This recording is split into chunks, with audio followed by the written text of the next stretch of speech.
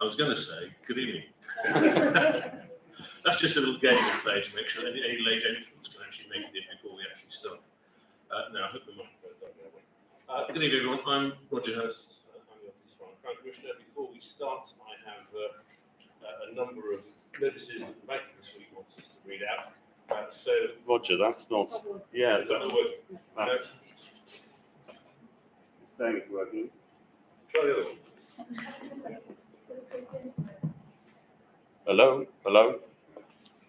We can hear anyway. So, yeah, can they at the back? Can you hear me? Can you hear me at the back? Yeah. That is my voice here. I've got my- So that's a real success. We are supposed to be broadcasting live. So that's why I turned up the volume. Wait a second.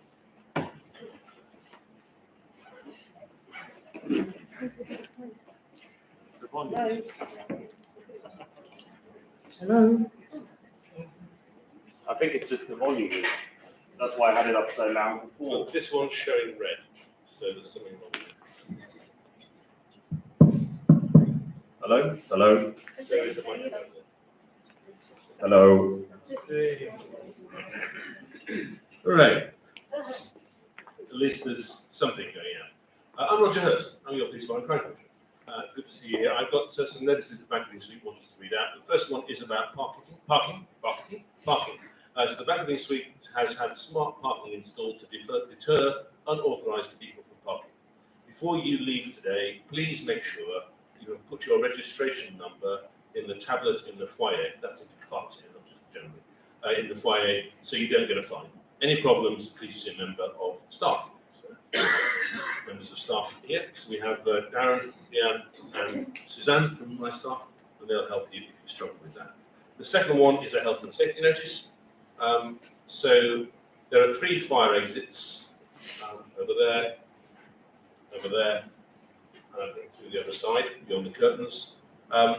They're all shown with an illuminated green man sign. If a fire should break out, we'll rely on my colleague here, who is the area manager. Whoever notices it must break the glass on the nearest red fire alarm box. These are situated by all exit doors. Having broken the glass, press the alarm and exit immediately. Do not stop to collect personal belongings and do not attempt to re-enter the building. Our fire assembly point is the front car park, but if the fire were to become extreme, we advise moving across the road to the pavement opposite. The event organiser needs to have a list of all attending, so I think, well, we'll see you all in the room, so we can check the assembly point. Hopefully, that's got all of that. I'll now allow my colleagues to introduce themselves. So we've got a panel here for you this evening, police, fire, rescue and the local council. Inspector. Good evening, Inspector John Main, Community Police Inspector for the Brentwood and Epping Forest Districts. Good evening, everyone. Clinical Condition Commander for Brentwood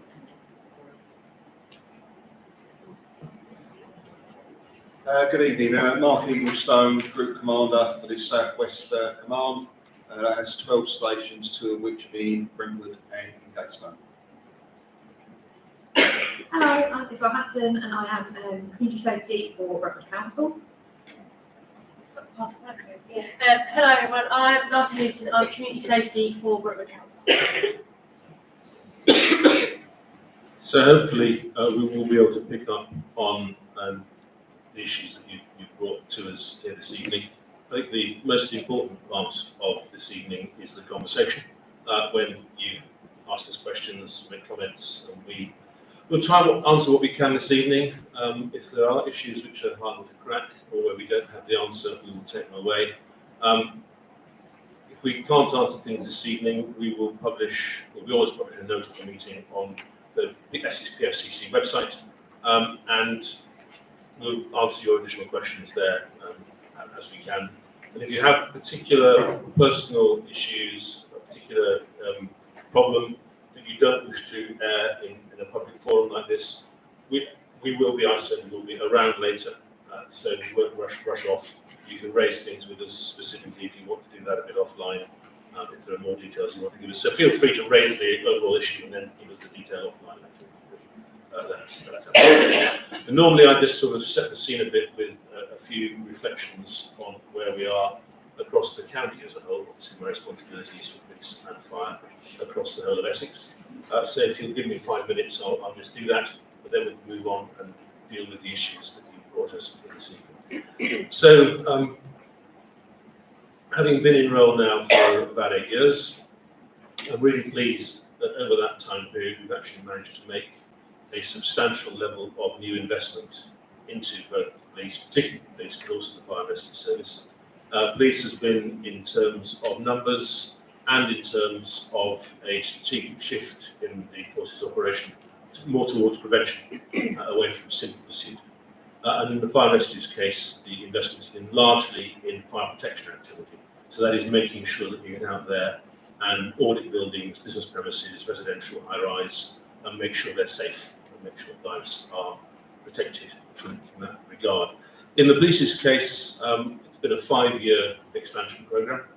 We've actually added now just over 900, currently 905 additional officers to Essex Police. That's taken us from 2,850 to 3,755. And that is now the biggest that Essex Police has been at any time in its 184-year history by quite some margin, which is good. We had a piece of work done shortly after I arrived, together with the Chief Constable, looking at where the pain was the greatest, if you like, across the county. And there was a very clear message there that we needed about 250 officers just to deal with the stuff that needed dealing with there. And we needed about 450 officers more in total to deal with the stuff that we weren't dealing with and wasn't quite that urgent, but we needed to try and keep people safe. And we probably needed 800 extra officers to be able to deal with the stuff we could see coming down the pipe. Because in that intervening period, there have been quite a few new crimes created by central government. I think they've done the right thing. So creating a new crime of stalking and harassment, creating a new crime of controlling and coercive behaviour and domestic abuse, outlawing what were previously legal drug highs. Those are all things which are an improvement to our communities here in Essex, but they're more work for the police. And we could see those coming because those things were already on the government agenda, and we prepared for them by making this investment. The government's been great. It's given us the funding for about half of those 900 extra officers, and you've been great because you've given us the funding for the other half. So thank you very much for the contribution that you've made through your council tax. The good news is that it is working. The bad news is it hasn't all worked yet. So if you look at where we are now compared with where we were 5-6 years ago when we started the investment programme, antisocial behaviour, real focus, working very closely with the council, actually with some work with the fire rescue service as well to help people behave better. And we've managed to reduce antisocial behaviour across the county by about 70%. That's quite a big change. That still leaves it 40 incidences of antisocial behaviour every day in Essex. So I'm not telling you it's better, I'm telling you it's improved, but there's still a lot more work to do. The one I'm probably most pleased by is the reduction in homicide. So we were a county that had a relatively high incidence of homicide. We no longer are. Homicide has been reduced by nearly half overall over the last 5 years. And that's been quite through a focus by Essex Police, particularly on violent crimes. Homicide is often a result of people who go out to perpetrate violence, not necessarily with planned murder.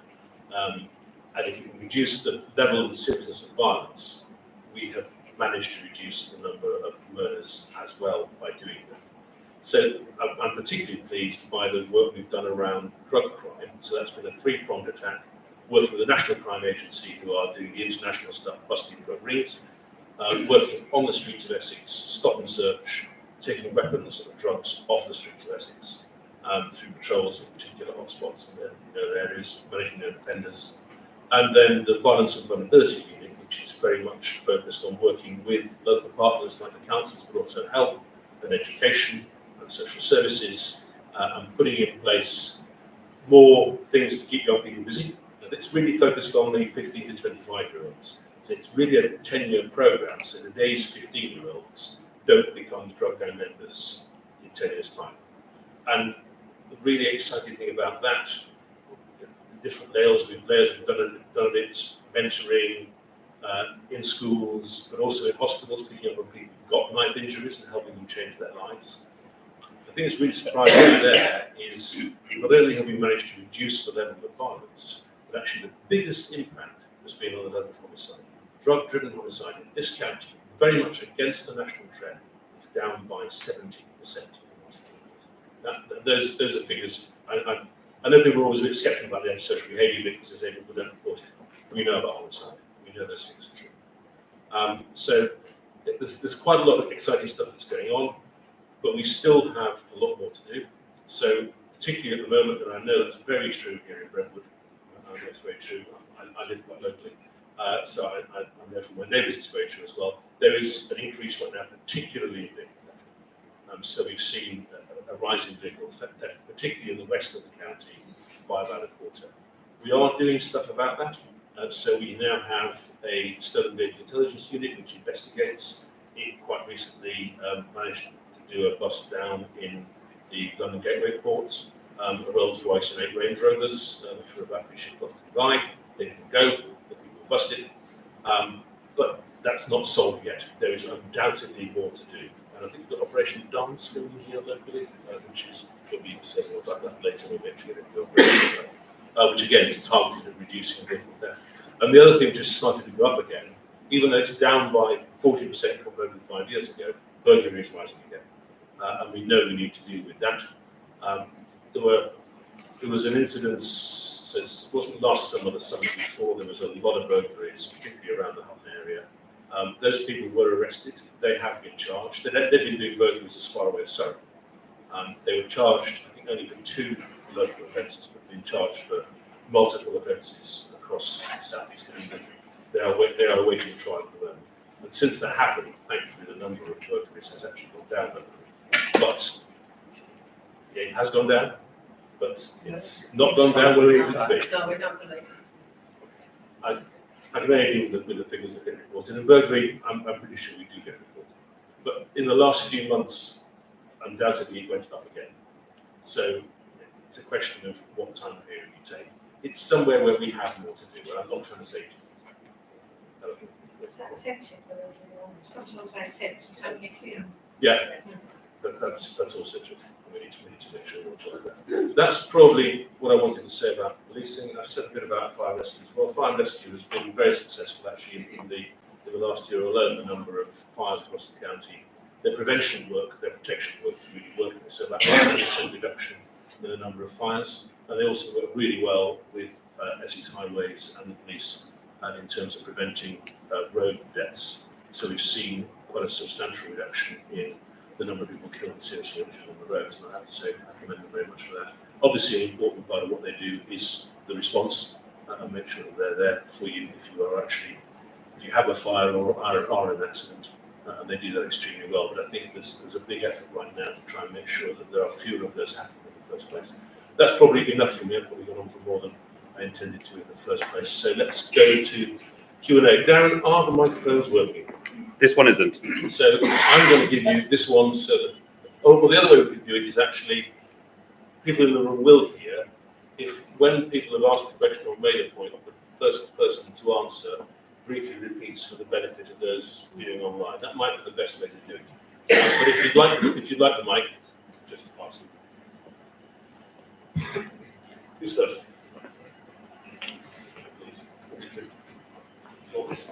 I can talk. I think I can talk fairly now. Thank you for the opportunity. Good evening. Ian Hunter, I live fairly close to you, Roger, I've met before. To be honest, I think you've put a spin on the figures, certainly on burglary, from what I hear from talking to a lot of people in the area.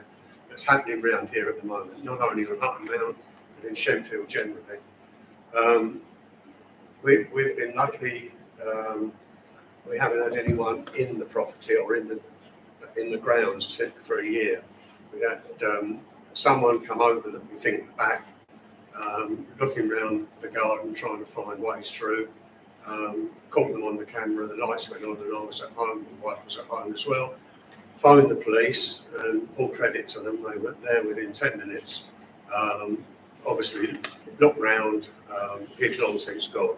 And on the cameras, you can see as soon as that security lights come on, turned and went back the way he came.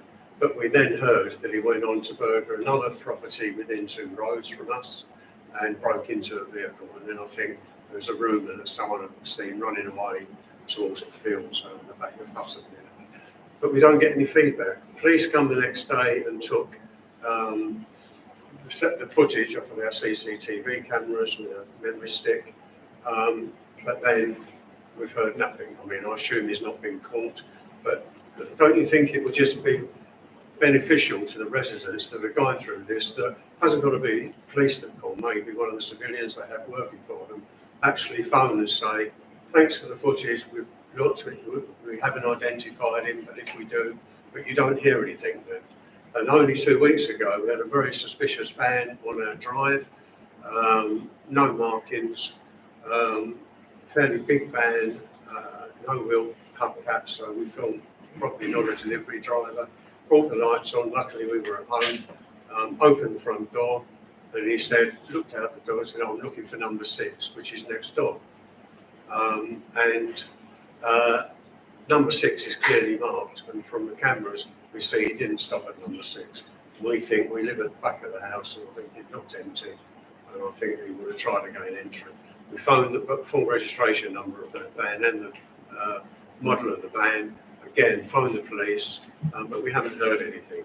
And within a few days of that, we've heard there's people being burgled again on the other estate at Shenfield Place around there. And I understand one poor man has been hit over the head and is currently in hospital with fractured skull. So really, I mean, we're both retired and we feel we're sitting there, basically ducks, first day of the season, that it's popped up when we're going to get the phone call from the alarm company saying your alarm's gone off and someone's been in. And it's not very nice after living here for 30 years. It's most uncomfortable. And I feel maybe you, Roger, or the police should be doing more to stop it around this area, because it's obviously being targeted, not only vehicle crime, but entering houses as well. So thank you very much.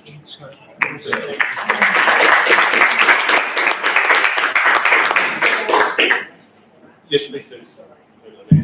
I'm obviously Ian's wife, Hilda. Just before Christmas, we had people knock on our door saying they were from cancer research. 2 guys, cancer research. My husband and I felt that they were suspicious. We rang cancer research and they said, no, we have cancer research people working in your area at the moment. So we dismissed it. We just thought, okay, you know, they were cancer research. Did not have any ID, but did have a vest on, one of them. Anyway, a couple of days after, my friend who lives in Shenfield Place, her husband opened the door, she's got a disabled son, he opened the door to the same 2 guys because he described them, and he said he had to put his foot in the doorway because he felt so intimidated by these 2 guys. The following day, she had somebody else from cancer research, so it's almost seeming as though cancer research are putting people, yes, it's a scam, but somehow they're aware that these people will be going out there. We didn't bring it through to you on this occasion, just before Christmas, December it was, purely because cancer research said to us, we have guys in your area. But they certainly didn't look like cancer research people, and their reactions were not such, Roger, right? So it's just, yeah. My husband says we feel like we're sitting ducks at the moment, without a doubt. And we've never felt like that. We've lived here over 30 years. And, you know, normally, you know, you've got an iPhone and you're taking pictures of nice things on an iPhone. We're getting on our iPhone pictures sent through last year in particular of people with their electronic gates being trying to be forced by people with masks on and etc. And it's not good enough, Roger. But anyway, it's just the way I feel.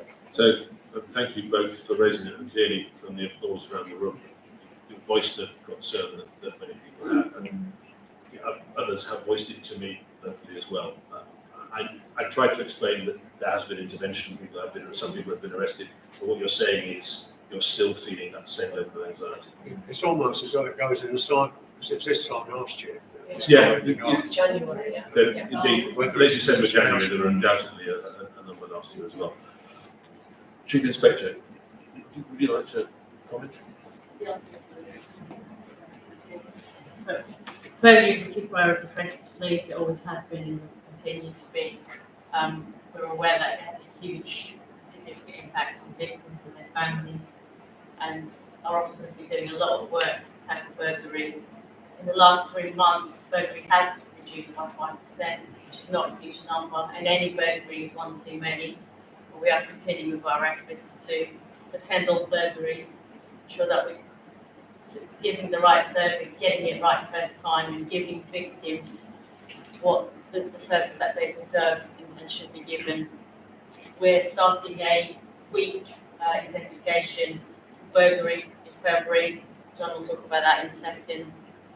We've had quite a few arrests and charges over the last few months, which is all really positive. We're aware that there's a lot more work to be done, and my ask is that you continue to report any suspicious behaviour. If you're unsure, just call us, you can call 101 and report it online. You can speak to the community policing team. We just ask that you keep giving us that information, because without you helping us, we can't tackle it. We need the information. Our patrols, all the work that we do is intelligence led. We need you to give us that information that we need. John will talk a bit about Bob Grenadier, which is an operation that we'll be doing in February to tackle burglary across the district. Yeah, Op Grenadier, it's like Mark Cooper says, a week of intensification. It just happens to be next week. That's in the Brentwood district as well as the other districts across the West LPA. We do acknowledge that burglary is an issue in the area. We have seen a reduction on reported figures over the last 3 months, which is good news. I'm hoping that we've turned a corner in terms of that. Op Grenadier, it's a full week of intensification from the week commencing the 5th, so next week.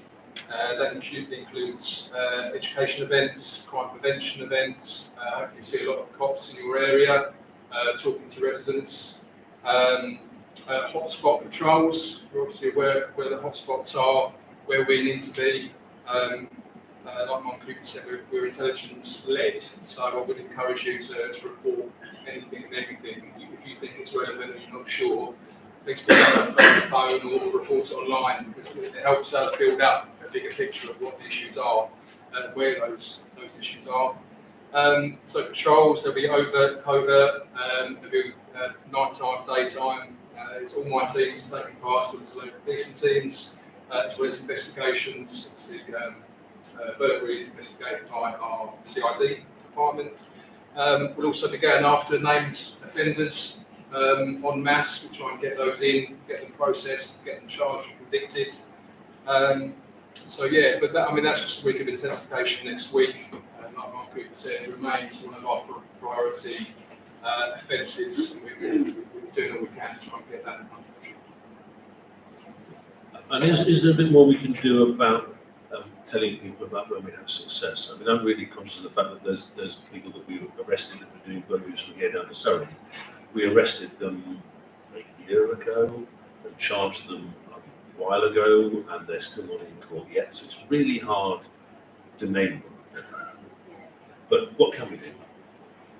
We've been working really hard to try and increase our engagement with communities and to try and update you about not only about what we're doing, but about the work that officers are doing. I accept that it's not where it should be. There's still a lot more that I want us to do. There's a lot of room for improvement, and it's an area that we're working on. We're trying to post stuff out on social media. We're doing a lot of crime prevention advice. Some of this stuff under Op Grenadier is going to be, like John said, overt patrols, investigations, cross-border operations with British Transport Police, the Mayor, Herts and Suffolk. We're going to be doing some training events for officers. We're going to be doing house-to-house crime prevention. And since I started last year, we've also initiated a new initiative where we do a reassurance visit at every burglary and vehicle crime victim the next day. Because sometimes with vehicle crime, we don't always come out because there might not be a reason for us to come out. So we always provide that visit the next day to provide some reassurance, and we take that opportunity to speak to the neighbours and raise awareness around what offences have taken place, so people are aware of what's happening in their area. But we acknowledge there's a lot more that we can do. That is something that we're trying to do. Yes. So we've also, I think over 2 months old now, it's a local newsletter called Dispatch. So we put quite a lot of information out there. It's just gaining traction now. So if you haven't heard of it, we put the details out on our social media pages. You can also find it on the Essex Police website. And you'll get information, and it might be good work, convictions, etc. Also good work in the area. Anything sort of relevant to the Brentwood district. So if you sign up with your email address, you should automatically get that within your email inbox once a month. Yes. Which might help a bit with the feedback that you were asking for, even if it's not personal to that individual, because people do hear about things on social media as well, so to hear what's being done around it could be helpful. So please, it is the link on the Essex Police website. The only problem with that, Roger, is we don't do social media. Then we need to work out a way of getting around that. Yes, understood. So, do you want to get this to go? You can go. It's okay, I'll step up here. I really want to talk about road traffic accidents and stuff like that. But talking about burglaries and car thefts, in our particular part of the world, in Bursa's Way, not very far away from here, 2 houses away from us and 1 house the other side have been burgled. And the problem is the response from the police is less than adequate. The people really do not get a response from the police immediately. They may get it the following day. There is no follow-up, and that's really not good. We cannot have faith in you, folks, unless you do respond to our emergency calls. I want to talk about road traffic accidents later. But maybe we'd like to respond to that. Of course, yeah. So burglaries are allocated as soon as possible. Our aim and the commitment from the Chief Constable is that we attend every home burglary. That is our aim. The response very much depends on the information that is provided when the call comes in to police. So there might be occasions where we can't see the victim straight away because the victim is not at home. It might be that if the suspects are on scene or have just recently left, then we will come out on a 999 response. But if you've come home and you find out that you've been burgled, say, between the last 3 or 4 hours while you've been away, we wouldn't come out on an immediate response, but we would certainly try and come out within the hour. So it very much depends on what information is provided during that initial call. And in terms of not providing feedback or not raising concerns around response, if you're happy to speak to us afterwards, I'll take the details and I can look into it and come back to you. That might be a useful thing to do to actually understand which cases it was and get the follow-up. Trying to ensure that we learn from what we can do well. Sure, yeah. How big is the team that deals with the Brentwood area, police team? So uniformed officers at the moment are just over 70 plus the CID. So that's 70 to deal with a population of 80,000. Seems a bit out of the kingdom. So we've got 3,755 for 1.8 million. As I say, it's the highest number it's ever been. Yeah, right, fair enough. Now, why is it then that, I mean, obviously I'm not in Brentwood every day and I'm not driving around the estate, but you don't see a policeman at all in Brentwood. But I tell you where you can see them, every time you drive past, is in the council offices, between 6 and a dozen vans in. But to be honest with you, that's a little bit of an advantage of having moved the police station from London Road to being in the council offices. So at least you get to see Well, them. there's no front office here, so it's not an advantage to it. Well, there's more visibility in the town centre, which is a minor plus. But there certainly are plenty of cops around, and we have a town centre team which patrols actively in the town centre. Do you want to talk a bit about that? I don't see them. Yeah, you're right. Sorry. We'll come to you in a second.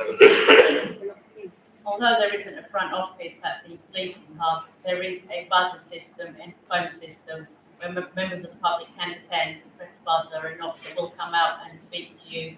And although you might see vehicles outside the hub, that doesn't mean that the officers are necessarily in the station. It depends how many teams are on duty, and our officers have really good technology, and we expect them to be out as much as possible, engaging with members of the public and being visible and not being at the station unless it's absolutely necessary, because I want my officers to be out, to be visible, and to be engaging with members of the public. The town centre team obviously work across Brentwood and Epping, 1 sergeant and 10 police officers, and they've been doing a lot of work on the high street, working with the retail shops and the nighttime economies. They are visible. We try and be as visible as we can. There's a lot more we'd like to do, and there's a lot of room for improvement, and we acknowledge that. And visibility and engagement, as I've already said, is one of my top priorities. That's what I want my cops to be out doing. I want them to be visible and But speaking to you. online, you're just saying about this front desk and the button. Online, it definitely says no front desk, and it doesn't mention a button that people could go to anywhere. There isn't a front desk, that's why that wouldn't be advertised. Just- However, there's an email address for the community policing team, and you can attend the hub. You will press that buzzer, and an officer will come out and speak to you. They'll take reports from you, and they'll speak to you about any concerns you have. If you have any issues with that, I'm more than happy for you to email me direct, and I'll happily look into those. But there should be no issues with you accessing a police officer or a member of police staff at the Brentwood Police. Thank you. I mean, we are in the town hall. Do you want to say something about whether there's any way that we working together and sharing spaces helping? So we have the Baker Partnership Hub, where community safety, set the parking, probation, community policing team, fire have a seat in there. Yeah, I think that's it. Where we all sit in the same hub. We designed it that way because it means that there's better working together. So things like antisocial behaviour, kind of, you say you haven't seen police officers. For example, today, our community policing team were in on a day shift. I got in around 9 AM, they normally get in around 8:30. By 9:30, they'd come in, check their emails. I didn't see them again until 4:30. They were out in the borough. So I kind of want to say that to reassure you that they're out there, they are dealing with things. And I know, and I hear all the time, I live in Brentwood as well, and I think, oh, I haven't seen anyone today. But just because I haven't seen them doesn't mean that they're not there. They are there, because when I sit in the office, they're out dealing with things. We've made a really close network and a really good working relationship with Essex Police over the past kind of year and a half of working in the same office. We've got an information sharing agreement so that we can work together. If there's something that doesn't necessarily require a police response, but we can help as the council of community safety, we'll go out. You were speaking about burglaries earlier. Something that we're doing on Sunday with the community policing team is going around to the areas where it's spiked to do a door knock and hand out kind of like free crime prevention things and information for reassurance. So we know what's going on here, and this is what we're doing, and this is how we can do it. And with little freebies in there as well. So the information sharing has really helped for us to give residents a better response. So things like planning, kind of otherwise, if we were sitting in 2 separate offices, we might not necessarily know that there's been a spike in Hatton around the burglaries. But because we meet so regularly, we sit in the same office, it's really allowed that information sharing to say, oh, okay, well, we can do this. We've got all of these things that we can give out. We can go on a Sunday when people are going to be in, so we're going to catch people, and we can knock on their door and have those conversations. So it has massively helped.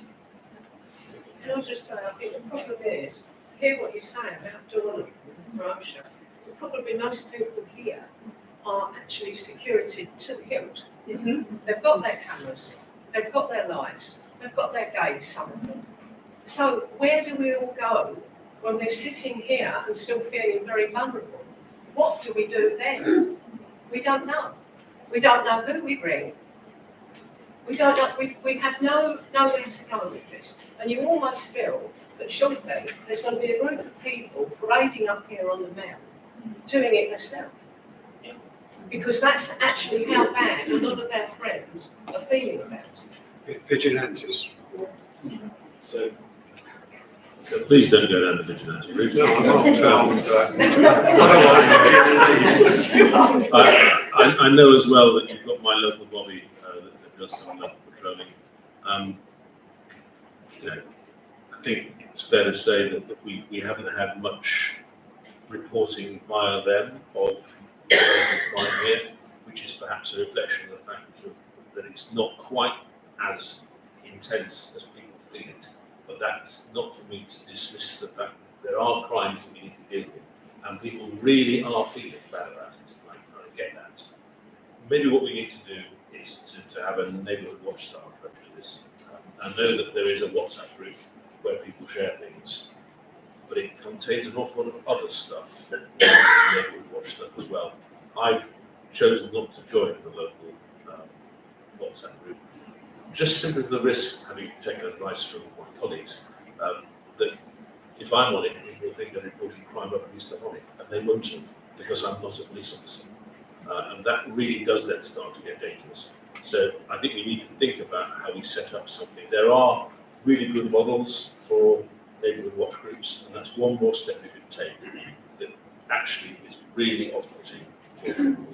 That's really but I think that's probably one for me to take offline with local people after today and with the local council. There's a guy there who's really keen to get in, so please.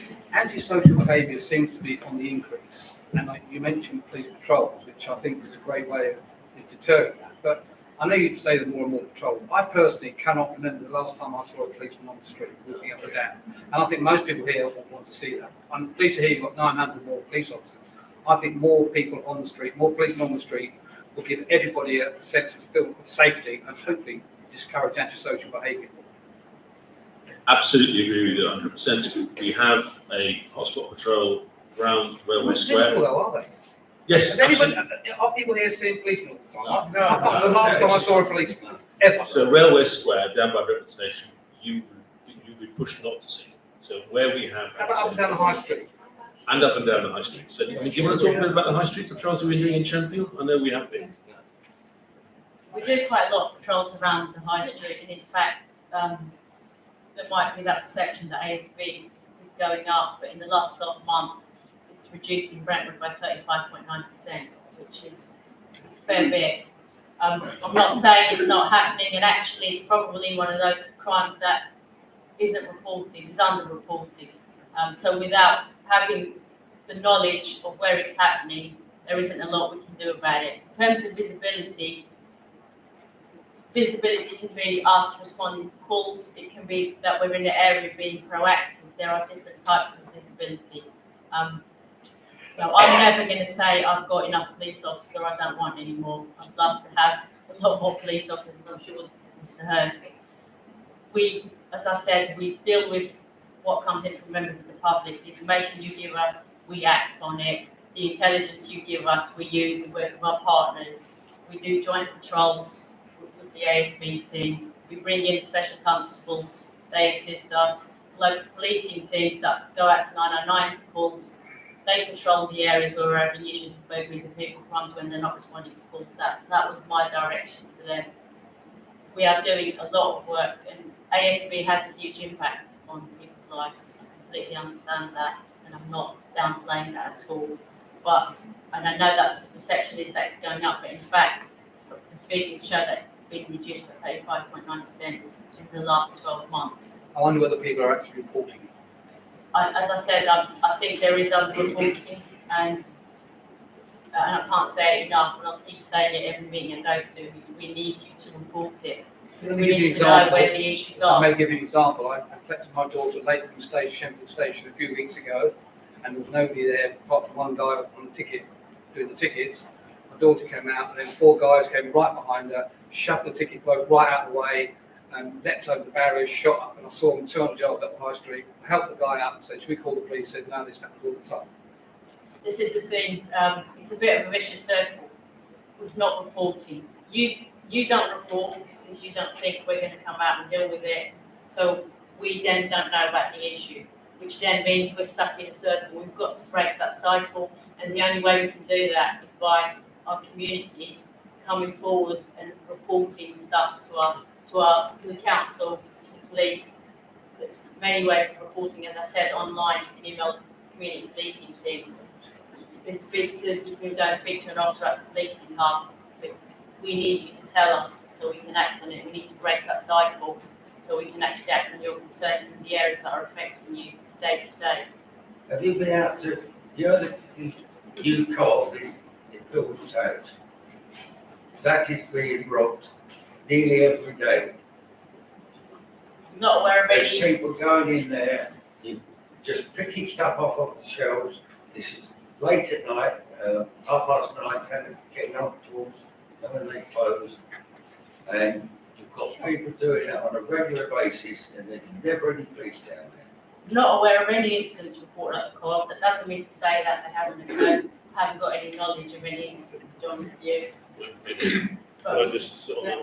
So in that case, I recommend we have a conversation with the club, because I was there the other day and their windows have been broken and that pulled them up. So there's definitely stuff going on there. I can say that the guy's right. What stops you getting more policemen, if you don't mind, police person? Why can't you get more? We've got a lot more. Yeah, what is it, money that stops? Well, I mean, yes, of course, we have to have the money to make the investment. But we have increased the number of cops by more than a third. What happened to the 11 or 12 billion that you got from the police stations that you closed in Brentwood, which actually, I believe, were owned by the residents and the urban council when it was built? So it was owned by the police, and it was 8.25 million, not 11 million, and it was invested back into Essex Police. But of course, that's a one-off capital spend. So you need to understand the context.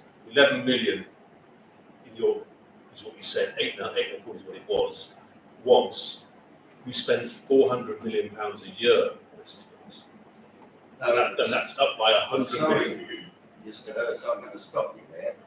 That was 8 million off for the Brentwood one, and 3 point something million off for the money outside of building tax. So over the last 6 years, we've realised about 35 million pounds in property disposals for properties that we did not need, that we were not using well, and that's all been spent on mainly on new IT, partly on improving other premises for Essex Police. And you've got to put that in the context of the fact we spend 400 million pounds a year on Essex Police, and that's 100 million pounds more than it was 5 years ago. So that's a big increase in what we're investing, which has resulted in a big increase in officers. I think there'll be more visibility of the officers as we go forward, because of course, having expanded by 900 and a bit, of course, there's also been turnover. So people retire, people change their lives. Normally between 200 and 250 officers leave Essex Police a year out of the 3,000 we had. And we've had to replace those. So to expand by 900, we've actually had to recruit 2,000 in the last 5 years. Now, if I put that in context, it takes a bit over 2 years to get to independent patrol. So we've still got about 600 officers in training out of the 900 that we've expanded. That's a problem that just comes with expansion. You can't avoid that by finding ready-made ones. But as they get more experience, and the big spend actually in the next year is going to be on training and developing skills, developing capability, rather than numbers. But isn't that and you'll see them on the streets more. Isn't that number you're giving me should be less than PSOs and such like that you've done away with? So I'm talking about You've got officers. 300 on PSOs, haven't you? That was 10 years ago. No, that was less than that. 2015, so not quite 10 years ago. What about the other ones? I've got it down. So overall, we've increased the total headcount. We've got several hundred, I've got the number in my head, more police staff, I think it's about 300 more police staff. So overall, the total headcount is a lot bigger than it was. PCSOs, you're right, have largely been, we still have 100 of them, we had 400 of them. That was a change that took place in 2000. So their numbers have been more than replaced by the extra ones. So it's in 2016, you had 3,000 officers. No, in 2016 we had 2,800. I was looking just tonight online before I came here, and that showed up as 3,000 officers plus about 240 odd PSOs, plus another 200 staff. So when I arrived on the 9th of May 2016, 2,850 officers, 106 PCSOs, and about 2,000 staff. Thank you.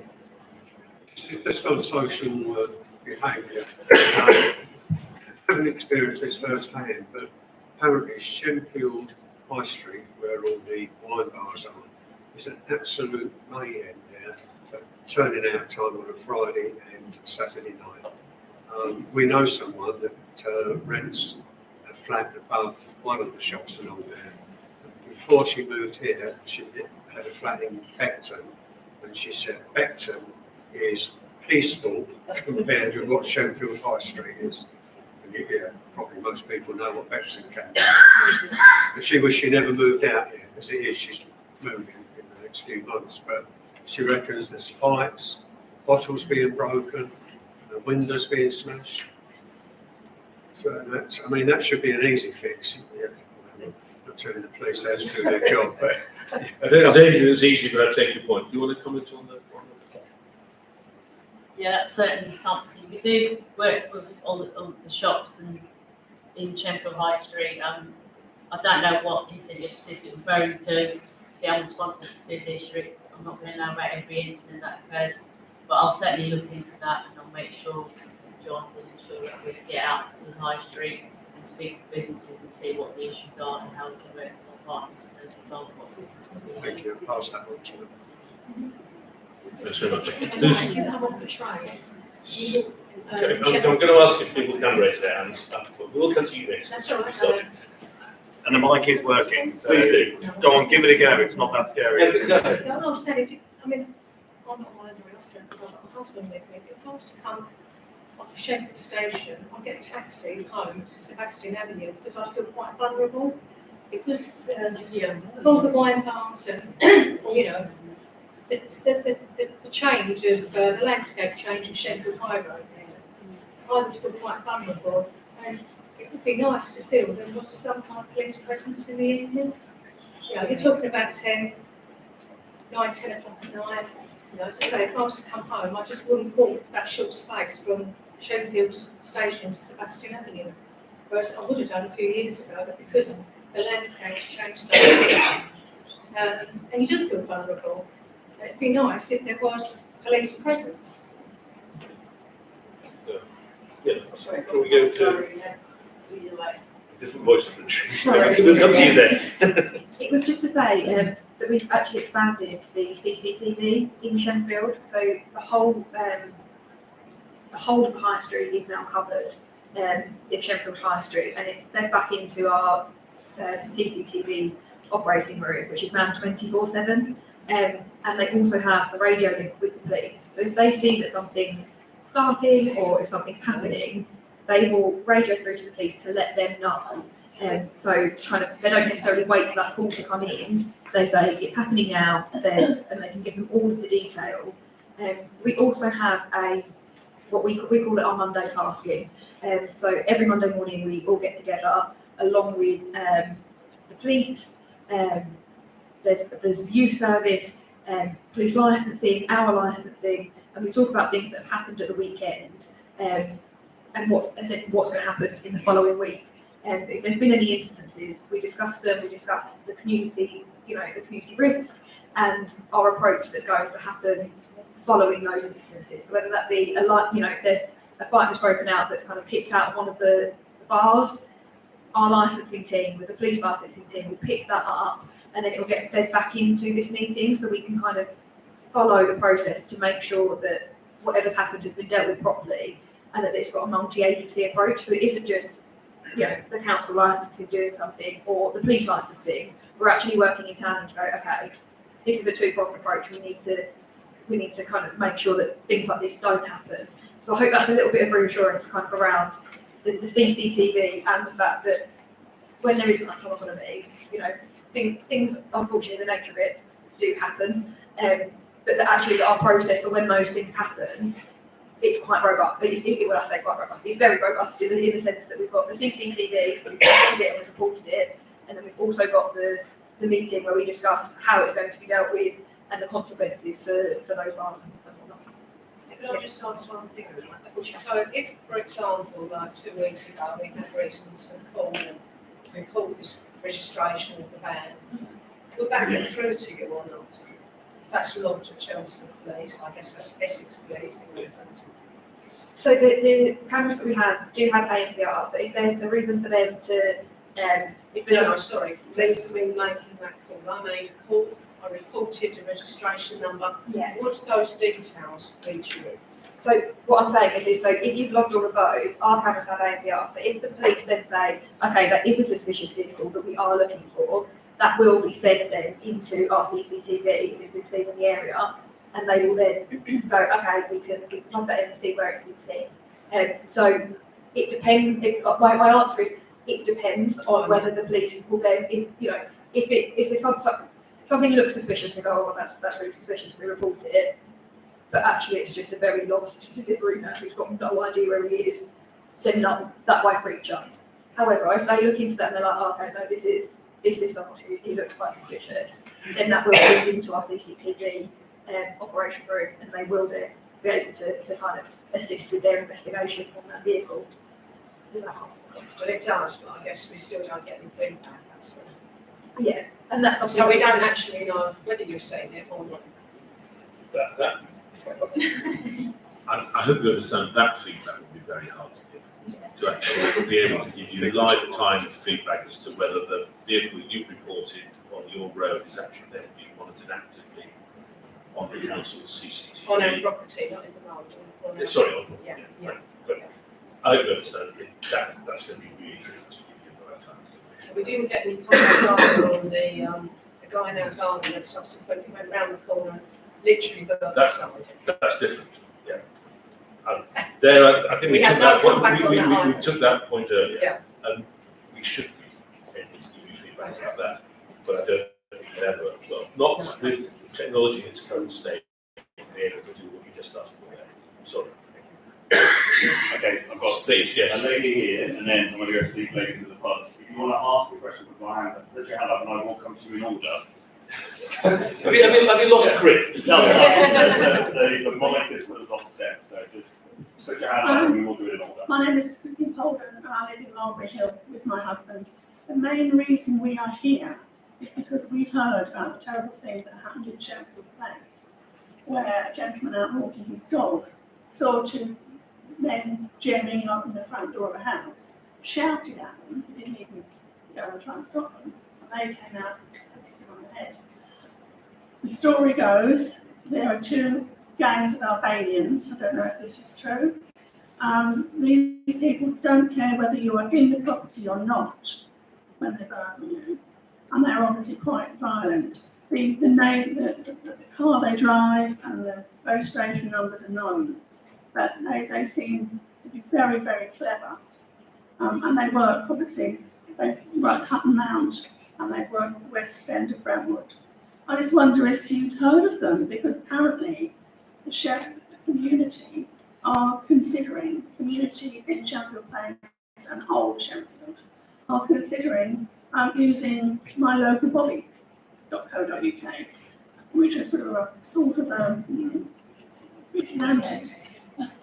They're not vigilantes, they're a security company. Well, yes, but if you're paying for it, you feel as though it's vigilante. I just wondered if the police had heard of them, because, I was petrified when I heard about it. Is it true? I haven't heard anything, I haven't heard anything in relation to any gangs operating in the area committing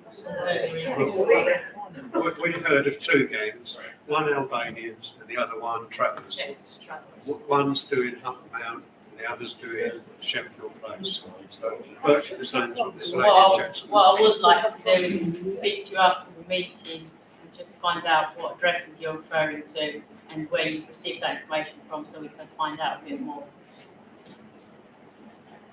But I think it goes to what we were saying earlier about having a neighbourhood lottery, because there's I've seen people have sent me videos that have actually been composed. You circulate the questions. You circulate the questions. You should be focusing on what you think. Okay. Yes. Yes, please go to the next question. So these two ladies at the front have just asked me to ask their question. So they both live on Hanging Hill Lane. Okay, not that bad light, so that's good. And they've both had situations where cars have been speeding, going around a tight corner, and then have come off the road, and one ended up in your house, I believe, in your front garden. And there's been repeated problems there. They've talked to highways in terms of trying to get better speeding, warnings and signs, and they were wondering if there's anything that anybody in the panel can do to help them. Is that a fair? Yes, Fine. it's happened a few times to both of us, and it happened twice to me last year, 6 months in between, again in 2001, and prior to that as well. The cars come speeding round the corner. There's no signs there, apart from a tiny little bend sign. There are no flashing lights, there's no chevrons to show that there's a big bend. There's not even a 20-mile-an-hour sign. It's just down the road from St. Martin's School, where recently, according to the Brentwood Bulletin, they've got flashing lights and a big sign when the school's there, but nothing around our corner. My friend here has had a car smashed through her garden, and her car was ripped in two. I've had a telegraph pole has come down, a street light has come down, it's damaged my wall, my pond, I've had trees knocked down, and nothing gets done. I've spoken to the councillor, I've written to her, and she said that there has been a speed survey within the last couple of months, and she promised to get back to me by the end of January, so that is tomorrow. I've spoken to the MP, and he sympathises and says he'll look into it, but this has been going on far too long, and sadly the police say until there is a fatality, they cannot or will not do anything about it. And it will be on my heart forever if there's a child knocked down, and I feel desperate that something should be done. I'm getting really stressed. Every time I come home, I look to see if my wall is still there, and it's just going on and on. So please, can something be done? In 2008, this was actually seen as a killer bend. Okay, 2008, and it's no different, absolutely no different. In fact, it's worse because the cars are getting faster, there's more of them. It's a rat run between 128 and the A12. It's as simple as that. And people still drive drunk, they do. Or they drive too fast and they just lose control. So something needs to be done on that corner because there is going to be a fatality. Maybe then something will be done, but what a shame. So someone's got to be killed before something's done. What about a speed camera? Just that, a speed camera. Just to stop, just to slow people down on that bend. If you hear them coming round at night, wake them up at night, hearing them bashing against the curb, because they come up onto the curb, not the bits of wood, plastic over, nothing's done, just stays the same. 2008. Thanks. So you're clearly saying that the bollards or posts or whatever they are not effective. They knock them down, they get left knocked down. Gone. A while ago there was an attempt to do something with the road surface, none of us had been. There was no, there wasn't. You're wrong there because nothing's been done to the road surface at all. So Nothing. I don't know if colleagues are aware of the incidents, it's probably not really a policing matter. This is actually one where I think you probably might It's a bit of circumspect. everyone's matter, Exactly. isn't it? But with As the I was highways saying- as well, they say it's, Yes. when the street lamp was bashed, at a terrible angle, so they came the next day and cut it off to make it safer.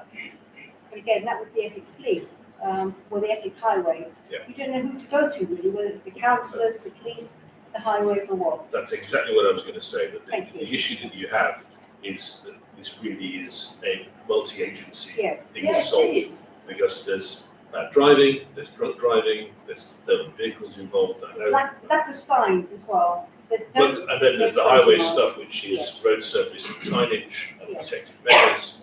We need to do something so that those who are just not aware Yes. realise that they're heading in for a corner, and there's probably stuff that does the local council wish to comment? We actually built a wall to protect the building, okay? And, yeah, the telegraph pole has had another hit. That's got a big chunk out the bottom of it. If somebody hits it again, it's just going to go down, just like it did before. And it will go on top of one of the houses. And I think like I was going to kind of say, Roger, it's a tough one because it is kind of a very much a multi-agency approach. I can't say that I can resolve that, but what we can do is if I'll set up a meeting, if I take your details at the end, I can set up a meeting with Councillor McKinley, who works for She knows all about it, but and sometimes it does just take that little push, kind of when, especially when there's all of the correct agencies around the table. Sometimes it's just that extra push where you're like, okay, yeah, you do that, and you do that, and then it kind of forces the issue forwards. So I can take the details at the end, because unfortunately it is highways, and they are responsible for putting up the signage and making any adjustments to the roads. They really don't like it when we put signs on their posts, which we've done a couple of times. They You don't feel like that. like put your own blinking signs up, you know? And so, I'll take your details at the end, and we can definitely between us. we've got plenty of photos to improve our quality. Yeah. Which is important. Yeah, in fact, they called it a killer Bendis 2008. God knows what it'd be called now. Yeah. Okay. Hi, my name's Peter Boyce, I live in Navestock. All what you're saying is, it's like an echo of what we've got in our area. You're not saying anything different, we're all suffering in the same situation. On a plus point, I've got to say that the police have engaged with us in Navestock. We've got a lot of peculiar issues and peculiar people in Navestock, and they have come to the table. We've got a neighbourhood watch. It's very prolific. It's all over social media, making sure everyone in our area is aware. But the one thing that they did engage with, and those two officers sitting there came out with me and our councillor and went round our area and took on board what we had to say and our issues. And we're working together. In terms of what you need communication. And here's the plus. They've given us communication. They've given us their input on what they're trying to do in our area. So we share with our residents. So you don't all sit here feeling like sod all their sixpence is going on. And something is actually happening where you live. And someone's got your back. Now, the only reason that hasn't gone to the residents is because the council has dragged their backside.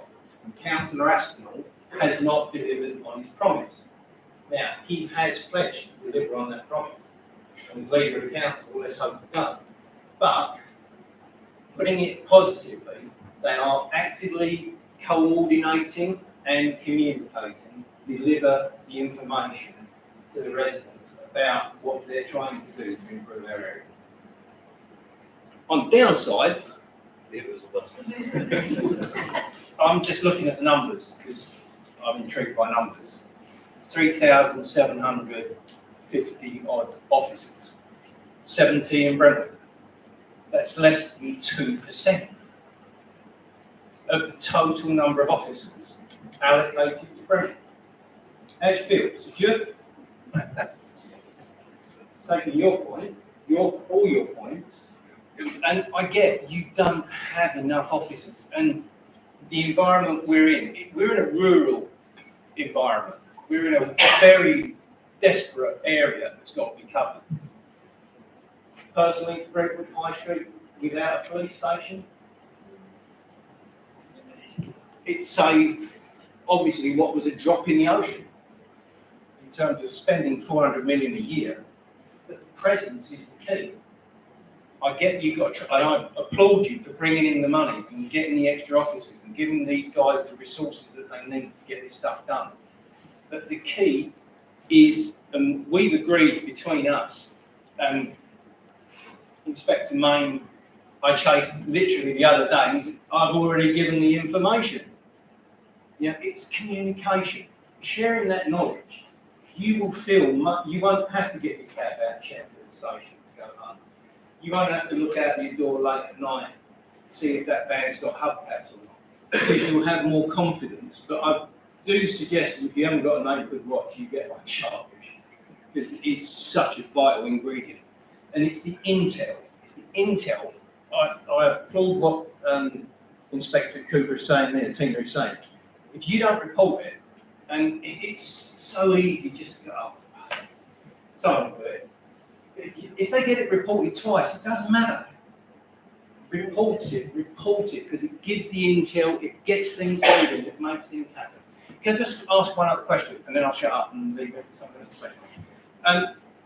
Is there still such a thing as community sentencing? So if a Herbert gets caught, stealing out, smashing a window or whatever, he gets community service. Yes. So, how about this? Our particular area is plagued by litter, and I'm sure a lot of other areas are. Why can there not be? And I know it needs to be organised. Why can there not, for community service? Why can't these scumbags go out and pick up what they threw down? Thank you. So I might put rid of that if you want to come in. But when you asked about the numbers, I was very clear when I said 72 uniformed officers. So that's the direct local patrol and response team. It's a percentage of the number of officers we actually have here in Brentwood. Because, as I said, there's also the CID based here in Brentwood, but there are also firearms officers who patrol the entire county. There's roads policing, which is separate again, which patrols the entire county. There are then the specialist units around domestic abuse. So there's that, and of course serious organised crime, which is also a decent sized chunk of what police do. So it's not that you only have 72 officers here, you've got 72 uniformed officers that these officers can deploy and work with the other officers. If you want to call on the operational support group for a particular operation, that's another 150 people, I think, can be called in. So there are a lot more. Please don't think I was saying there's only 72 officers here for Brentwood. There aren't. But a lot of them get deployed around the county on a dynamic basis, doing what needs to be done on the basis of intelligence. If there's a drug bust done here, it will be done with support from the county-wide groups. Yeah. So my one officer in Navestock and my one rural engagement officer, which we applaud, by the way, we want them. Yes. They will get whatever additional support is needed if the situation demands it. If the situation demands. Thank you. Exactly. Yes. Thank you. And on community sentencing, it's actually one for probation and the courts, but I will feed it back to the Criminal Justice Board and Chastity. Thank you. Okay. Les Bolton lives in Mulberry Hill. Just to answer this gentleman's question, I'm a magistrate, and I can tell you that there is community service. They do it. Obviously, not even Navestock, but can't win them all. Whilst it's a pleasure to have these two ladies that work for Brentwood Council here, I ask, where are the elected councillors at this meeting? I'm also an elected councillor for this area. There's Councillor Reid, there's Councillor Marsh, there's Councillor. Then I trust, thank you very much for that question. I trust you'll get feedback. Yes. Councillor McKinney isn't here, because it's her birthday.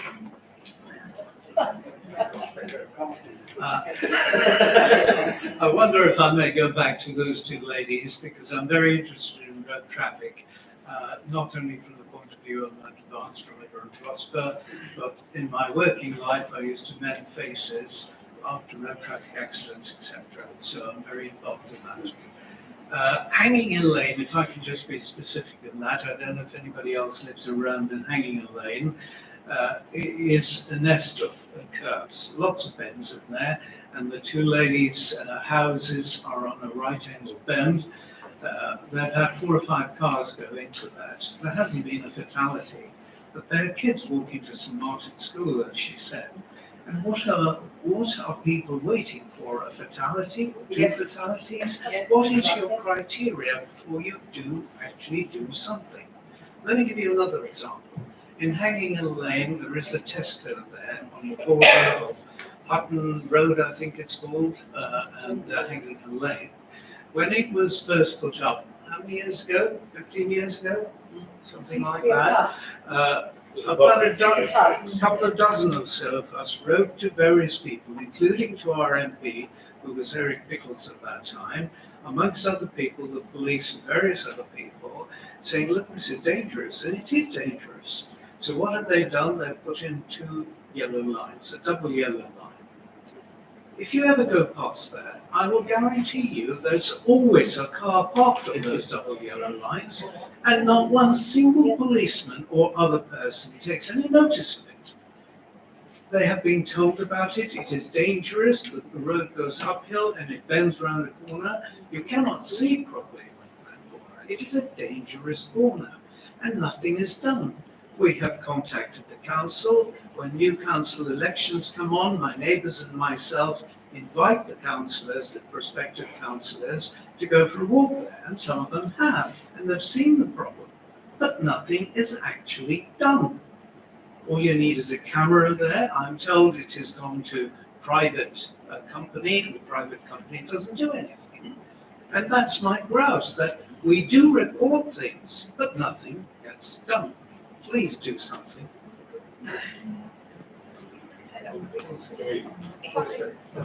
Sorry, thank you. I just wanted to comment on the Tesco part. We work with South Essex Parking Partnership, who I know visit there regularly. It's an issue we're fully aware of. We have added signage, which is paid through via the Community Safety Partnership, that kind of alerts people to say, don't park here, it's a restricted area, you cannot park here. I think we personally issued tickets there to people as well, so it is an issue that we are trying to tackle. Unfortunately, there are some residents in Brentwood who feel quite blasé about receiving a parking ticket, and it isn't quite enough of a deterrent. I think the last time I went there, someone went, well, how much is it? Oh, just put it on, I don't care, I'm going to go. So it is something that we're aware of, and it is something that we're tackling. But like I say, it's one of those other things that take a bit more of a multi-agency approach in resolving, and unfortunately not something that we're going to be able to take Therein around. lies the problem. You say it's multi-agency. Nobody wants to take responsibility. They pass it on. I'm not. I want to assure you, I'm not passing it on. What I'm saying is that when we meet with about the Hanging Hill, the other end, the other bend, it's something that we can raise with Councillor McKinney there as well, because I agree with you, it is an issue. I also live along that road, and it is dangerous. It is a worry, but it's just not something I can go, yeah, we'll fix that. I wouldn't want to say that because it's not something we can fix. I'm trying to be as honest as I can to say it's a multi-agency approach that we need to take on this one, and it's something that we're going to organise. So I'm more than happy to take your details, so we can keep you updated about what is being done. Because like I say, it isn't a problem we're just ignoring. We're actively going out there. Unfortunately, we would have someone stationed there 24/7, which isn't possible. So He'd pay for himself if he did, put in the fine. There's someone always parked there on the double yellow line. yeah. Someone on Frankfurt, It's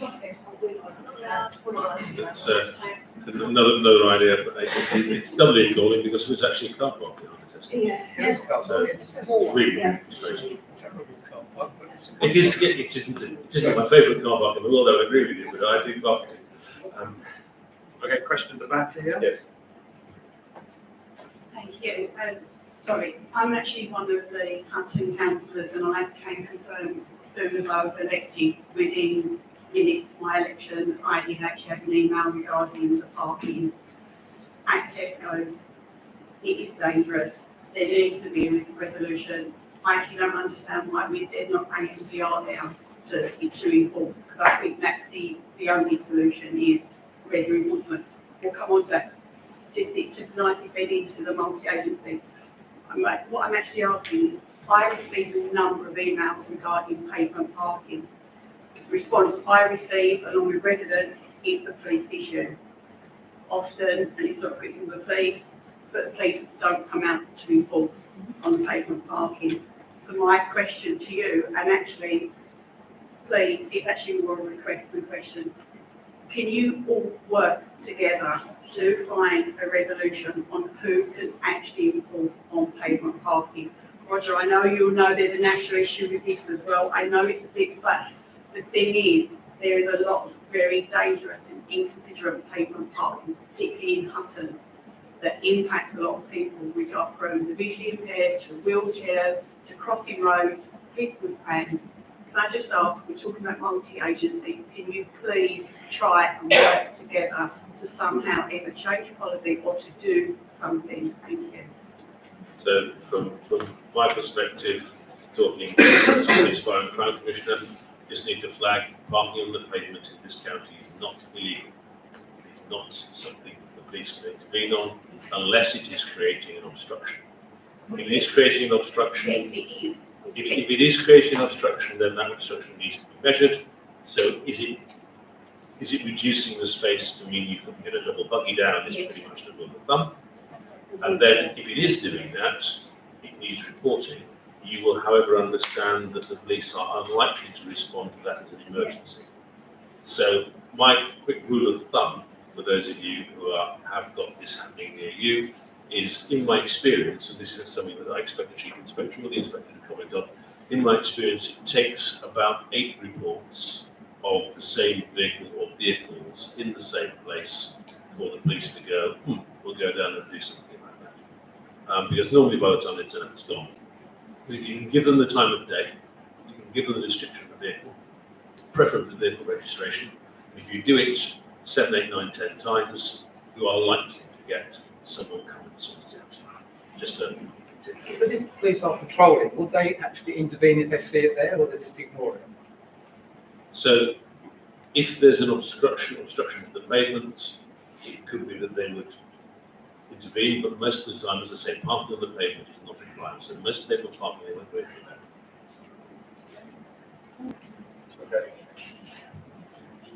Thank you very much. Roger, thanks for holding this meeting. I'm Mark Reed. I'm at Borough level. I'm councillor alongside Roger, and we cover Hatton South, which is the Mount, Brentwood and Boxparwood.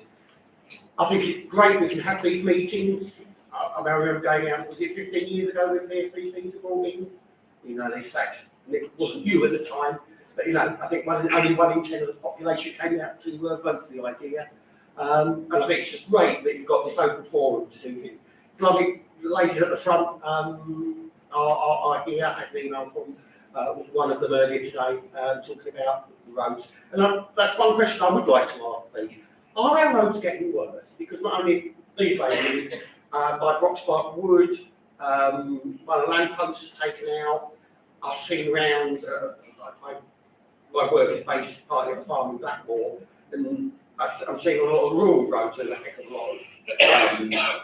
lot of boards and whatever are being put down. Are our roads getting worse, and what are we going to do about it? Is it drunk driving? Is it something that putting signs that actually isn't going to stop because it is drunk driving? Can I also say that on reporting and actually relating to the lamppost that was taken out opposite Broxpark, I messaged online and I started to fill out the form, and then the new messaging system came up. It was like Facebook Messenger, and it was brilliant. And I messaged, so please take this back as a compliment. I think it's something that's fairly new. I wasn't aware of it. So I put in that a lamppost has been taken down and it's dangerous, we're getting highways out. And I had a fantastic conversation that I didn't need to come into a police station to come and report. They asked me to go back because I spotted the number plate, and although it's not a major thing, I wanted me to get the details of all of that. And I got it back, and then I got an email to say, this is your conversation, I've got a reference number and everything. So can I say, please to everyone, please do report. There is an option to fill in a form, and yes, you will make filling out forms, but you can do it in your own time with no pressure and do that. Or you can do it via, let's call it Facebook Messenger. It's very, very similar on your website, so absolutely brilliant. But could I ask, are the roads getting worse at the moment? So I sit on the Safe Rescue Stroke Partnership, and the answer is that the standard of driving since COVID has gone through the floor. There are undoubtedly a lot of people driving really badly at the moment. Thankfully, we're managing to keep the number of killed and seriously injured through intervention fairly stable. But yes, there's, I think it's not so much drink driving, there is certainly a rise in drug driving, but there's just a rise in bad driving. People are just not paying attention. So I think there is something there about wanting to raise the standard of driver instruction. We put around about 80,000 national driver remediation scheme sessions for people a year. 80,000 people in Essex every year getting remediation driver training.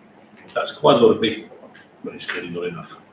Okay. You can also use, I believe it's called Extra Eyes, where you've got dash cam footage of, say, someone doing a red light or not stopping at a zebra crossing or undertaking, whatever it is, you can submit it online and then those people are then prosecuted and dealt with. So you can use that as a way of reporting if you use dash cams, and you've got that as an option. That you get a lot of reporting via that. We have lots of prosecution. So encourage you to take a look at that and share that with other people. Got one at the back here. Hi, good evening, thank you. I'd like to bring a point back that we had earlier.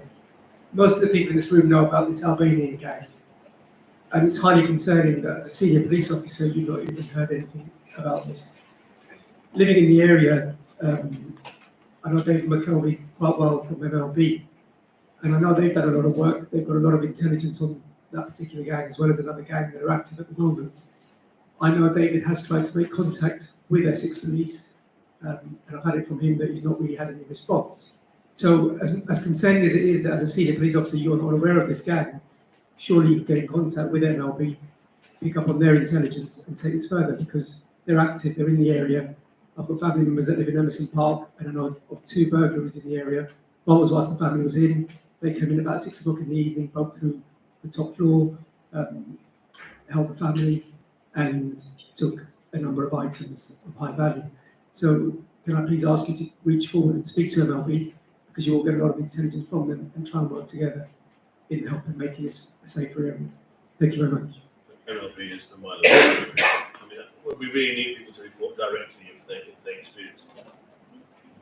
Yeah, as I said earlier on, I'm not aware of an organised crime group conducting any burglaries in the area. I said I haven't got any personal knowledge of that. I'm aware that obviously we do, of course, have organised crime groups committing crime in the area.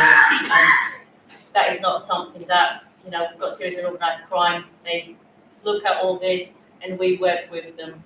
And any information that is given to us, we act upon. I'm not going to have knowledge of every single burglary that is committed and who it's committed by. I was talking about that specific one. Of course, I know that organised crime groups operate in Brentwood and in Epping, both my districts and across the West in Essex. It's something that we are aware of, and we are working with serious and organised crime to tackle these crimes that they're committing and deal with these people and bring them to justice. What is MLB? MLB group? I think it's MLB, which is my local lobby, which is the people that patrol here. So we just need to make sure that if they have got intelligence, they are passing it on. When they put in the service, they gave us the assurance they would pass everything on. They said that they would make sure they had very good connections with the police. We just need to make sure that's working. That's all. And we will follow that up. So. We haven't had any recent reports from I spoke to the community policing sergeant earlier on to see if there'd been anything recently. We haven't had any issues raised or any concerns or anything reported to us. That was confirmed as well. No, I've had absolutely zero contact from MLB. I'd like to think if they just called the 101 number or directly messaged or online reporting, that would still get fed back to us. I've had nothing from them. Quite happy for you to pass my details on to them if you wish, and they can contact me directly. I think the reason you haven't had any contact is actually it's been fairly quiet for a while on the mount, which is excellent. But since turn of Christmas till now, I think there's been 5 burglaries on Prince's Way. It's not an area that MLB cover. Can I ask you about your knowledge on those 5 burglaries and what's happening about that? Well, I have got knowledge of that, yes. That is one of our hotspots. All of those crimes are being investigated. They're live investigations from my CID department.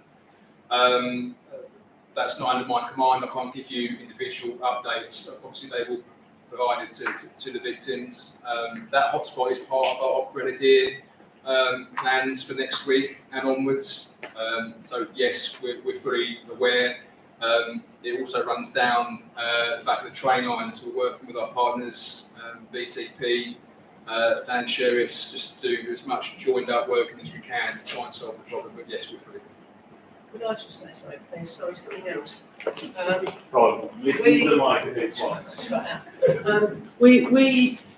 The guy that was actually in our garden, the intruder, over a year ago now, he came via the alleyway, which is between Woodway and Spurgate. Now, there's a weak link. He's coming across the gardens. Now, that is not the only alleyway on the mount, but that seems to be the way, whoever they are, coming in. Hence, the burglary that then continued, following on from our garden to a gentleman who lived in Herod Way and then Prince's Way. And we know this because the footage on our camera system that was taken was then compared to the man in Herod Way. We know this is the same man. We're not in the police force, but you can see it's the same guy. He even had this deterrent on his arm to do with dogs. So if he went into a property that had a dog, apparently it emits some, I don't know what the signal is. So we aren't talking here, it seems to me, about youngsters, opportunists. It seems to me we're talking about professional people.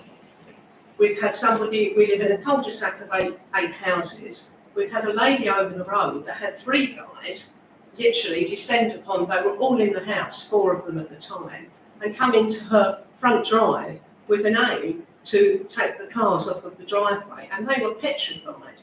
And this is going on around here, and it's on the increase. We've seen it increasing in the last 12 months. So again, I'm asking, who do we call when we have the next problem? Because we all have the security. So what do we do, Roger? Who do we call and what do we do? It's the same answer as it was before. So, call the police every time you see something.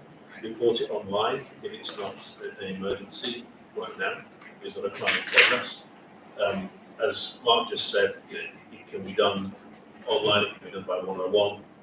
Use the phone. 101, we are investing into making a better system again. We need to know, and I think we clearly need to have a neighbourhood watch set up to make sure that this information is being shared. It sounds as though that you're in the middle of the hotspot that the inspector was just describing. You mentioned Prince's Way, that's obviously what's going on. I hope that you're in contact. If not, then some intelligence that can be shared there this evening afterwards, just to make sure that they're properly in the picture. But that's we need to stop these people. We do stop these people.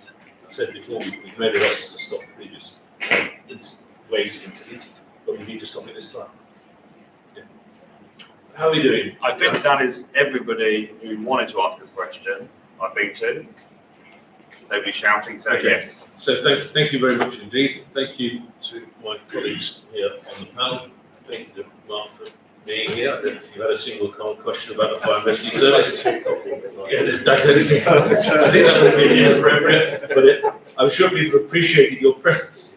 I really do appreciate you all coming. These meetings are incredibly useful to us. We do pick up more from this sort of session than we do from people finding the frustration of trying to do it online or report through one-on-one or whatever it may be. It is vital that we do these. We will take away what you've given us. We clearly haven't answered all of your questions or given you a solution for everything this evening. We don't have pat answers for everything. It isn't easy, but we are here. We are trying. There are more of us.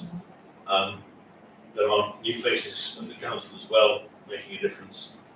So we will take this away and try and find solutions over the next few weeks. How often do you have these meetings, these surgeries? So I try personally to do one of these in each of the districts around the county once a year.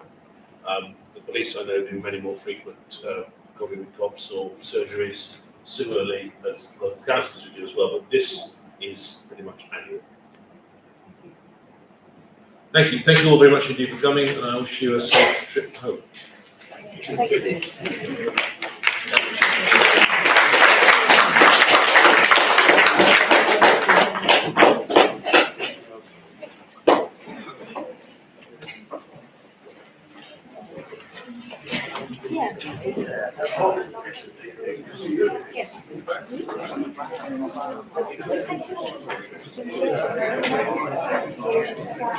Yeah.